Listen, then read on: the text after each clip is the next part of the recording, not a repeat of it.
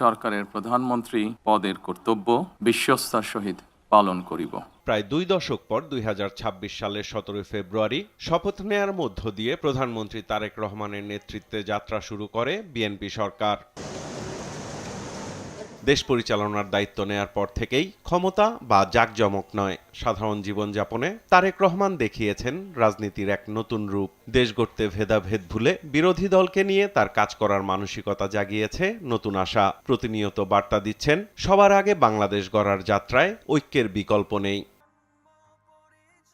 জনগণকে দেয়া প্রতিশ্রুতি পূরণে শুরু থেকেই তৎপর প্রধানমন্ত্রী। মায়েদের নামে ফ্যামিলি কার্ড আর কৃষকের 10,000 টাকা পর্যন্ত কৃষি ঋণ মওকুফ সৃষ্টি করে চমক। তার সুফলও মিলছে।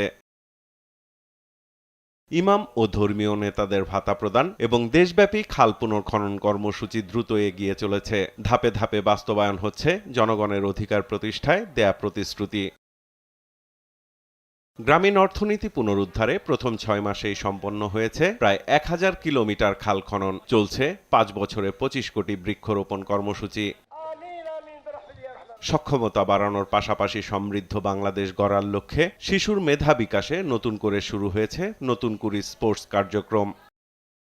বেকারত্ব নিরসনে নেওয়া হয়েছে বন্ধ কারখানা খুলে দেওয়ার উদ্যোগ। দেশি বিদেশি বিনিয়োগ বাড়ানোর পাশাপাশি সংশ্লিষ্ট খাতের প্রশাসনিক জটিলতা কমাতে বাস্তবায়ন হচ্ছে নানা পরিকল্পনা। সব বাধা পেরিয়ে স্বনির্ভর ও বৈষম্যহীন রাষ্ট্র বিনির্মাণে তারেক রহমান এখন জনমানুষের আস্থার প্রতীক। দেশ পরিচালনার দায়িত্ব নেয়ার পর থেকেই স্বাধীনতা, সার্বভৌমত্ব অক্ষুণ্ণ রেখে সমতা আর ন্যায্যতার ভিত্তিতে পররাষ্ট্রনীতি বাস্তবায়নের কার্যক্রম শুরু করেছে সরকার। আঞ্চলিক ভারসাম্য রক্ষায় এরই মধ্যে প্রধানমন্ত্রীর চীন ও মালয়েশিয়া সফর ব্যাপক সাড়া ফেলেছে। তার উদ্যোগেই খুলতে যাচ্ছে দীর্ঘদিন বন্ধ থাকা মালয়েশিয়ার শ্রমবাজার। সামাজিক অর্থনৈতিক এসব খাতে সফলতার বিপরীতে পূর্ববর্তী সরকারের বিশাল ঋণের বোঝা, বৈশ্বিক যুদ্ধ পরিস্থিতির কারণে সৃষ্ট জ্বালানি সংকট, আইনশৃঙ্খলা পরিস্থিতির আশানুরূপ উন্নতি না হওয়া হামে শিশু মৃত্যু তৈরি করেছে অমীমাংসিত সংকট ও অসন্তোষ। সরকারের পদক্ষেপগুলো ইতিবাচক, কিন্তু ফলাফলটা ইতিবাচক হবে কিনা সেটা এখনো বলার সময় আছে। পলিসিগুলোকে ক্লিয়ার করে ফেলানো উচিত, কি কার সাথে আমি কি পলিসিতে চলব।